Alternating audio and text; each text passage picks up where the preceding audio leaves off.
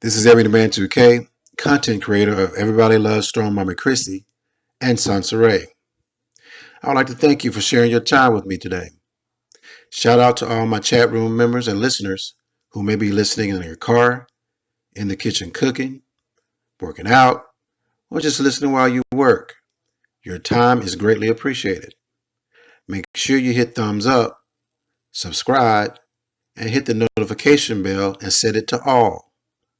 Again, I thank you and I hope you enjoy this presentation. This is Every Man 2K. I'm going to need for you to turn up your volume and put your screen on full view. You heard of the nursery rhyme about the old lady who lived in the shoe, right? Well, this is the nursery rhyme about the young baby mama who lived in the shoe. You want to hear it? Well, here it go.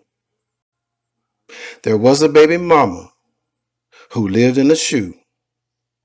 She had so many children, she didn't know what to do.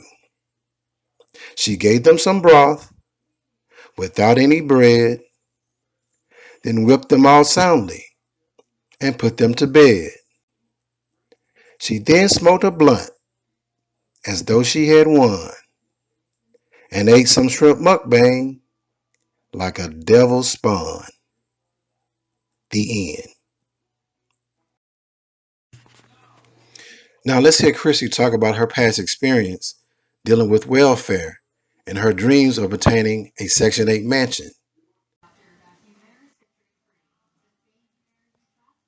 What's up, y'all? It's your girl, and I'm back for another video. I haven't done a sit-down video in quite some time, but I really do enjoy these.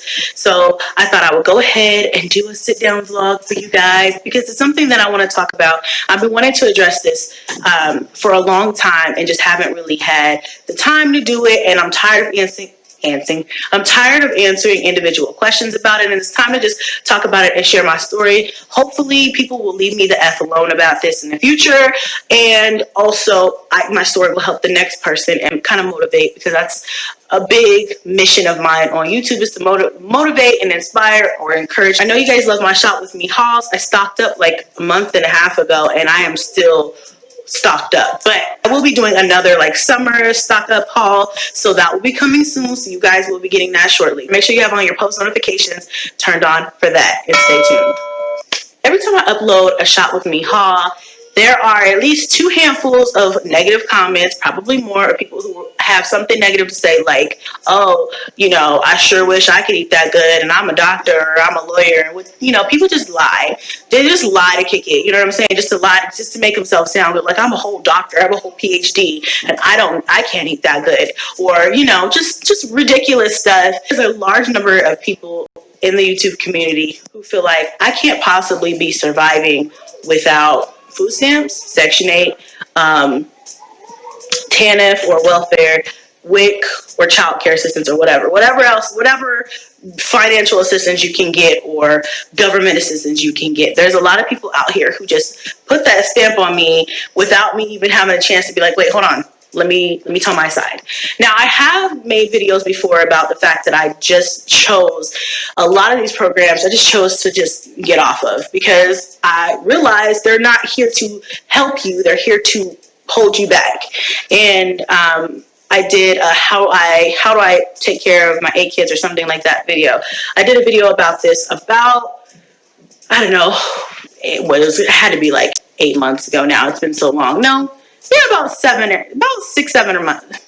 Had to be like, 7 months ago. I did a video about it. And so this is kind of like stemming off of that video. And I'm just tired of people always constantly trying to knock me and other women that I see on YouTube that are trying to do the same thing. Let me just say, it is 2019. And I have had family members, as most of us have, who had 13 kids, 15 kids, 20 kids, way back in the day when it was normal to do that type of thing. And there's a lot of those families who did not have government assistance to help them. They had to work very hard to support their families and raise their kids. And they did just that. So people are not asking the right questions. They're not asking the right questions because they kind of think I feel like that in today's society, a lot of people are making large families out to be welfare trap ridden families or food stamp trap ridden families because there's a large number of kids in the household. Now, I understand there are welfare queens, there are food stamp queens, there are this, there are that. There are people who don't choose to do anything with their life, to choose to do anything positive with their life, choose to not work, choose to just live off the system and gain all they can off the system. And I get that. And I understand that is why there's a stigma on all women or families who have kids or who use the system for any amount of resources at all. And I feel like that's not fair. And I feel like that's not true. I feel like when people see somebody put food stamp haul in their grocery video, that they're like, oh my God, this person needs to get a real job. I don't want to pay for you to go grocery shopping and feed your kids. And just all this negativity. And it's really just like, you know what? There are full-time working families who still qualify and need that assistance. So briefly, I'm just going to tell you my story. Specifically, I'm going to focus on food stamps because I do a lot of food hauls. I work hard to be able to put that content out for you guys, and I want you guys to understand how you're able to see that, okay? But real quickly, I'm just going to backtrack, and I'm going to tell you guys about not necessarily WIC, but like TANF and Section 8 and all that other stuff, just so we can all have an understanding. Let's start with welfare. People love to say that I get welfare. And I cannot say this enough. If you guys are confused on what welfare is, or how you can qualify for that, or even how much you receive in welfare for your household, or like a person will receive in welfare for your household, I need you to do some research. Please go to your city's website, look up wherever, and you can educate yourself a little bit more. Because even if I did not have any income, I would probably get about $700 or $800 in welfare a month. And I would not be able to get my child support. They would garnish that as back pay for them. I find it really hilarious when people are like, you a welfare queen. She's sitting over here living with welfare. Get off of welfare. It's like, I'm gonna need you to educate yourself. Y'all sound stupid. Okay, I understand. It's crazy. She's got 8 kids and she's out here doing it better than most people. I'm blessed. I've used it before. I've had it before, but I am blessed to be able to say now I don't need it. I don't have it. And I got the pleasure of telling them, you know what? Y'all can keep it because I don't even need you. I'm going to do this by myself. Okay? Which makes me feel even better about that situation. It's not even worth what they put you through. And then you have to do certain calls. I'm home every day. People who have welfare, you have to go to classes, work studies, or not work studies, like you have to go to classes, you have to do work search activities, you have to be doing stuff. You have appointments, you have to be doing stuff. They don't let you sit at home and collect money, government assistance for free. That's not the way welfare works, okay? I don't know about all of the states, but I know the state that I came from, that's not the way that they work. So it really irritates me when people want to pull a welfare card. Welfare does not give me this type of lifestyle. It would never afford me this type of lifestyle. I have 8 kids and it still would not afford me this type of lifestyle. Because my kids receive child support, it would not have been smart for me to get welfare and to hand over my child support, when in actuality, my cases for them for child support are way more. The results strongly support that these beings are not closely related Per child that I would be getting for welfare. So, does that make sense? So it's all a mental thing. They try to make you think that, oh, we'll give you this money on the first every month, and it's really, really going to help you out. You're going to have it, but you have to do this, you have to do that. You have all these requirements. We'll give you childcare, but this and that and this and that. There's all these catch-22s, and then at the end of the day, you have to just sit back and think, well, you know what? I could just go find my own job. You know what I'm saying? You don't have to pay me $8 a day to search for a job when I could just go find my own job. I don't want to get too long-winded about it. Just know welfare is not where it's at. I understand needing it for what you need it for. Use it. If you're going to school full-time, use it. If you need the extra, use it. Just be sure you always have an end game, an end plan, because I feel like the system keeps you in the system. They say, oh, we're trying to help you get off the program. And I have met some good caseworkers that really are about that. And some people just are pushing papers. They're just pushing you. You're just a number. And they don't care about whether or not you're successful. They don't care about, whatever. They're just trying to, do their job. They don't care about what they're really there for. You see what I'm saying? So make sure you are watching out for you. This is for my ladies out here who need some motivation. Girl, do it. You can do it. I've done it. I've done it with kids. I've done it, you can do it. So that's welfare. As far as Section 8, I had Section 8. First of all, I didn't have Section 8 for a majority of my whole life. I had Section 8 for 2 years. 2 long, stressful ass years. And I was pregnant. My mom said, you know what, get on this list because you know what, you never know, it could help you out. And I was thinking initially, I was like, you know what? Fuck it. At first I was like, I don't need it because I've been paying high rent is what we call it, what I call it, high rent. But paying rent since I was 16 years old. I know how to pay my bills. You know what I'm saying? I know how to pay rent. I know how to get a place. I know how to find a place. I know how to get a nice house. I've always lived nice without Section 8. I don't need it, And at the time, I wasn't educated on it. I thought what everybody else thought. I thought that you could get Section 8 and they'll pay your rent. It doesn't really matter your income because you could have, a whole bunch of income and still live nice on Section 8. And then it'll be easy to find a place. That's not true. That's not true. I didn't learn that until after I got it. So anyway, I was pregnant. My mom's like, come on, let's go put you on this list just in case from whenever it comes through. About, 2 months later, I got called for it. And I was like, dang, that was quick. I didn't expect it. Usually you think you're on the list forever. So I was like, all right, I could use it. Let's do it. I had just moved into a brand new house. But I was like, you know what? That's fine. My landlord there was like, I'll take it. I'll accept it. I was like, cool, this works. Because now I don't have to pay you rent. I just get to pocket that money. So, I do my orientation. I go through the process and the steps. And then I find out there's all these fucking catch-22s to this. It's not like you think it is. It's not like just go get a mansion and you get to, because you have 10 kids, you get to go get a mansion. And you get to go, you know what I mean? That's not the way it works. If you make more than a certain... Do you know what this is? Because believe it or not, this weird little blue tool actually sells thousands of units right here on Amazon. Certain amount, they boot you off of Section 8. It's just like any other program.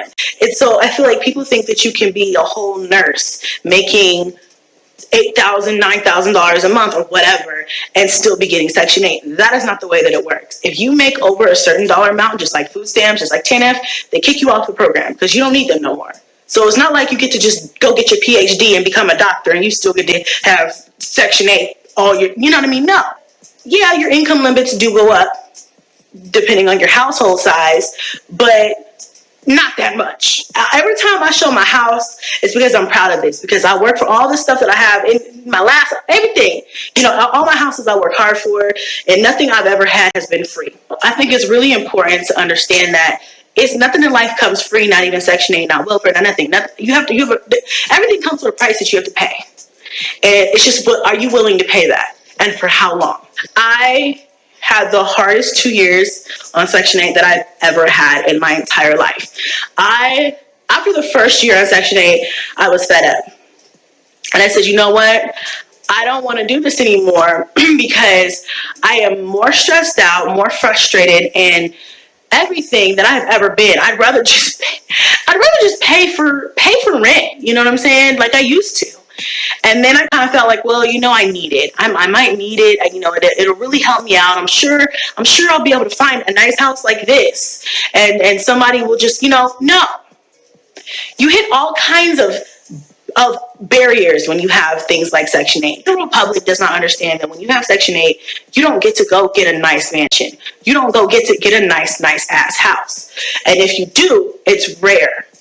Okay? At least in my experience, I know everybody's experience is different and every state is different. Colorado was even more difficult because the housing market was so high, right? The prices for rentals were so blown out of the water, and the government had not raised the voucher to match the actual cost of a rental for a house. So say you got approved for a 3-bedroom house, they would give you like a $1,700 voucher, even though the houses for 3 bedrooms are going for $2,500 in Colorado.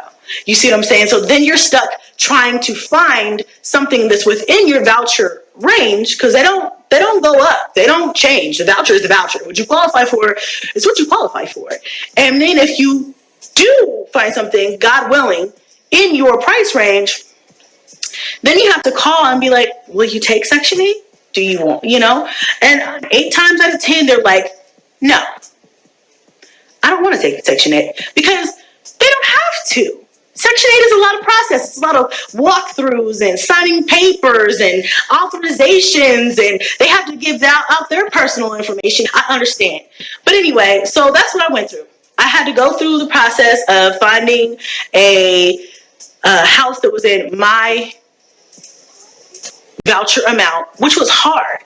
And actually, the house that I found wasn't in my voucher amount. I just happened to call him, like, literally they give you 30 days, and if you apply for an extension, you get another 30 days to find a place. I had to file for an extension because I had every day, every week, looking for houses, getting my hopes up, crying, just stressed out trying to find a place. Nobody wanted to give me a place, and it's not. And I understand it's not just about the kids. Because when I called a place, I didn't just be like, "Hey, my name's Chrissy, and I have 8 kids. Can I live there with Section 8?" Because I feel like that would scare them off. So I would just call and be like, "Hey, I just wondering, do you guys take housing subsidy? Things like that." I'll try to sugarcoat it and make it sound nice because I know how to talk to people. I'm very professional. Girl, it was so hard. Thank God, I applied for an extension. I got the extension approved, and then like a week later, I found a place and a guy who was willing to accept my Section 8. But the 2 months that I went through, the month and a half that I went through, was so stressful. And then when I got in the place, you have to do all these inspections and stuff like that, and it just was like all this. It wasn't worth it to me. And it wasn't really where I wanted to be either. It really wasn't where I wanted to be. And then so after that, I was ready to leave. And then so I did another year because I was like, you know what? When I leave, I'm just gonna have to just be ready. And after the first year, I felt like I wasn't ready. I don't know why. I just felt like, well, I'm already here. I'll just do, the inspection, and then I'll just stay for another year, and I'll just see how things go. I could have left. I could have got my ass up off of it. I didn't. I was complacent. I was just like, you know what? Fine. I'll just stay. Even though I wasn't happy, even though I wasn't living where I was supposed to be living, my kids were stacked up in the rooms, and I didn't like it. After this year, I decided I was going to move. I was like, you know what? I'm going to move. I'm going to see, because I had a baby in the process. And I was like, I can get a bigger voucher, which means I should be able to find a bigger, nicer house. Let me see if I can do that. I found this beautiful house. Oh my God, it was gorgeous. Way nice in a far out city. I was so gorgeous. I was so happy and proud. I was like, man, maybe the Section 8 really will work out. You know what I'm saying? Maybe it'll work out in my benefit.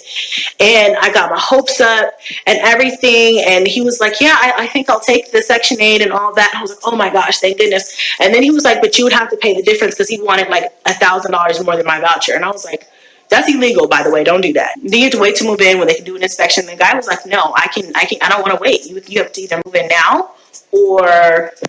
It didn't work out because of timing, and I cried. I cried so hard because that was my perfect ideal house. That was the house.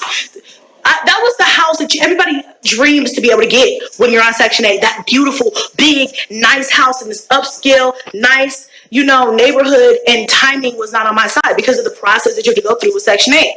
And he knew he didn't have to go through that process. At the end of the day, you know what I'm saying? It would be less stressful for him to just get the money from somebody who could just afford to pay it right out of pocket. And at that time, I couldn't. I put myself in a position to not be able to pay that without Section 8. You see what I'm saying? Do you see where I'm going? Because I was relying on that at that point. You know what I'm saying? Even though I didn't want to be on it. I was like, I know I could do this without this. I relied on it, so I planned for it, and it got me effed in the long run. After that, I was in a position where I had to move. I had already told my landlord I was moving, and he was showing the place to other people and stuff like that, so I had to go. It was already, done. I had already transferred my voucher to another city. I was like, I gotta move. So I found another place, and I found something that I did not want, just so we would not be homeless, and found us a place. And I said, this is the last year I'm on it, period. Last year, I'm planning, and I'm going to get off this shit, because I never needed it in the beginning, and I thought it was going to do something for me that it didn't do. So I'm done. So there's my pep talk for y'all. You don't need it. You could do better without it. You could do better without it. I would have never been able to get this. I would have never been able to get this on Section 8. Not in my city. Okay, not with the voucher amounts that they're giving out there. And and honestly, it's less stress to not have to worry about, walk through, you know what I mean? It's less stress. It's already stressful being a renter. I'm already on my kids' asses. Like, don't mess up anything. I'm trying to get my security deposit back when I move. Okay, and that on top of having the Section 8 on top of you, like, oh, what are you doing? You know what I mean? It's like, oh, nah, I'm good. So those are the two biggest things that I get all the time. Section 8. This house is not Section 8. I pay money for this house every month. I'm not trying to brag about it because people do this every day, all the time. I'm just trying to motivate people because I know what it feels like to be in a place you don't want to be in. I know what it feels like to have to turn over all of your information plus your firstborn child just to get into a place, or just, you know what I mean? Because I know how it feels to beg and to plead with people, like, please, I'm a good owner. I'm a good renter. I'm pleading, having to beg because people have this bad stigma on Section 8. Now people tear up their houses and stuff. You know what I'm saying? Yes, I understand. I get it. Okay. So I'm here to tell you, sis, you can do better without it. And one day you're going to do this. So just plan now. Plan now. The time is now. Not next month, not next year. Don't be like me. Get off of it ASAP. You know what I'm saying? Well, I did. I was only on it for 2 years, but still, to me, it's 2 years too long. Sis, you can do it. Okay. Anyway, and then the TANF 2. With moderate to severe ulcerative colitis or Crohn's, your plans can change in minutes. Your head... It's not worth it. Don't even try it. You get more money out here hustling every day, out here doing odd jobs, out here getting your child support. You get more money doing other things than giving your information over to the government and letting them tell you how much you are worth. You're worth so much more. Okay. Moving on to food stamps. This is the good one. This is what people really love to say. Okay. Food stamps was the hardest for me to give up. Section 8, I was like, boom, you can have it.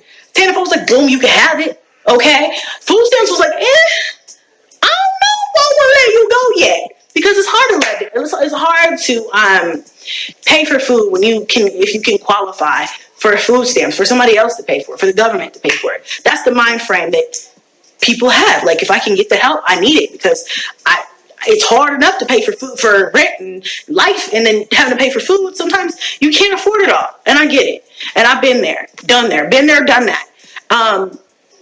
And honestly, food stamps was the only thing that I really probably would have held on to a little bit longer, but kind of didn't have a choice but to kind of let that go, because they put me into like this impossible situation.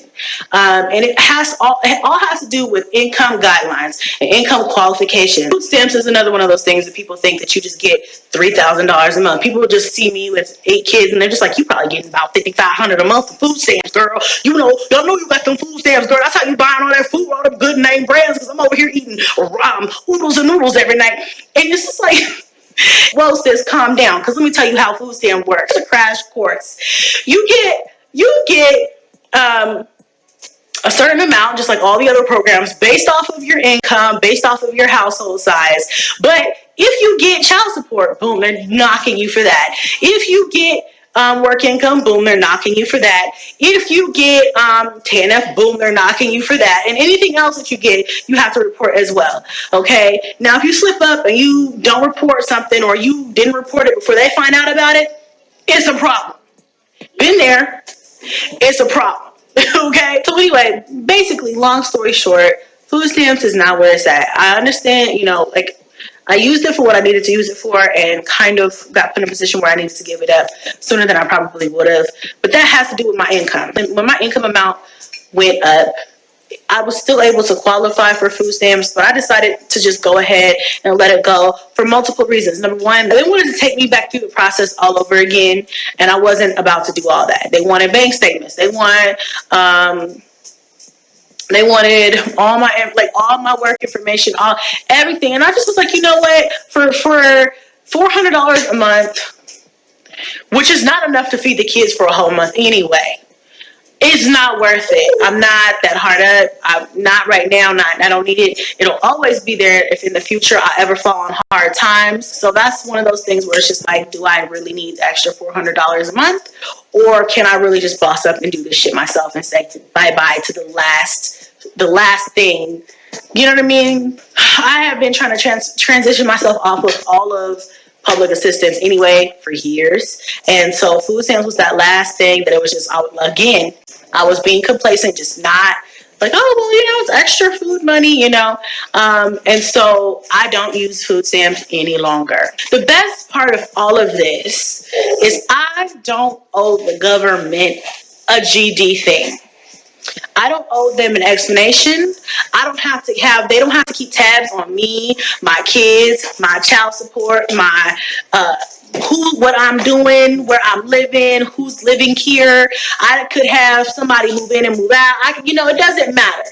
You know what I'm saying? I don't have to keep track of appointments. I don't got to do redeterminations or recertifications and any of my bank information or keep track of any of my income for them. I could just do me. And that is so freeing. So I know this vlog is long, guys. I wanted to put it together because it's just freeing to be able to say I can do it without it. People are always pressed about like the size of my car, the size of my house, and you guys need to just calm down. I do what's best for the kids. I make moves. I can only make so many moves at once.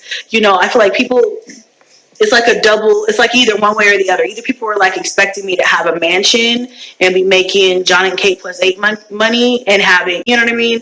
And then other people were just like putting me down and making me, below less than. So it's like there's no middle ground here. It's like I feel like there's no middle ground, but there has to be because I ain't on either one of those spectrums. I just wanted to come and say that to you guys. I have a lot of work to do. I'm not coming on here, and I want to reiterate, I'm not doing this video to try to brag or to try to boast because it's been really difficult for me to get to this point, and it is difficult in this point. But the beauty of it is that I don't owe anybody anything. I don't owe the government anything. I don't owe anybody anything. I get to move. I get to make moves where I want to make moves. I get to just do me and better my life. And this is the way I feel like it's supposed to be. Food is a bill for every household. It's a bill for my household. It's no different. So I put money aside for my rent, money aside for my car note, my insurance, everything else, and food is no different. Now, like I've said before in the past, if you guys haven't seen it or heard it, I pay about $1,000 a month for groceries. And honestly, in actuality, it's probably closer to like $1,400 a month. And that also depends on, are we eating out? Am I buying fast food? Like this month, I probably spend more than that because I've been buying a lot of fast food and we've been ordering in and stuff like that. I haven't been cooking as much. If I cook at home, often, I can get by with about $1,100 a month in groceries for my babies. And my babies eat a lot, and that's buying name brand stuff. I go to Sam's Club. You can invest in memberships, and yes, you can get brand names too. People have a problem that I buy brand name groceries. It's like I happen to like Kellogg's cereal. I happen to like Yoplait yogurt. And I'm sorry if that's offensive to anybody, but you like what you like, okay? And if I want to pay for it, thank you for that like, June bud. If I want to pay for it, that's my business. People just really be big mad. I just had to put that in there real quick, okay, y'all? Anyway, it's a bill. I put it aside, period. There is no, don't have it this month because then we'll starve to death. So I just have to make sure that I hustle my ass off and that I have it. Honestly, no matter what I do, food is taken care of. So I put myself in a position to where no matter what, I don't have to worry about food. And that's how you can do it too. I mean, it's like this. If you're getting $200 in food stamps, but you have to pay $800 a month for food, then girl, you don't need them food stamps. Basically, is what I'm trying to say. I'm done. He must be done with this vlog so bad, girl. I'm done. I'm done. You need some help? Okay, here I come. You are the real MVP. If you made it to the end of this vlog, be sure that if you haven't subscribed already, girl, what you waiting on? Subscribe, hit them thumbs up buttons. Make sure you have on your post notifications because you never know when I'm gonna drop some fire. Okay, all right. And I will see you guys next vlog. Bye. This is Everyday Man 2K. I'm going to need for you to turn up your volume and put your screen on full view. You heard of the nursery rhyme about the old lady who lived in the shoe, right? Well, this is the nursery rhyme about the young baby mama who lived in the shoe. You want to hear it? Well, here it goes.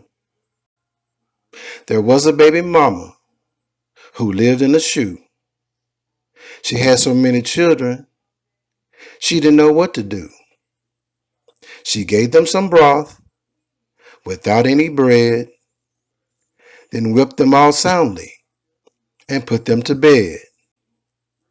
She then smoked a blunt as though she had won and ate some shrimp mukbang like a devil spawn. The end. This is Ebony Man 2K. We're about to go into our chat and music session. But first, if you would like to donate via Cash App, the Cash App ID is $EBMN2K. That's $EBMN2K. If you'd like to make a donation via PayPal, send it to paypal.me/EBMNTWOK. That's paypal.me/EBMNTWOK. And if you'd like to send it via Venmo, send it to @EBMN2K. That's @EBMN2K. Thanks.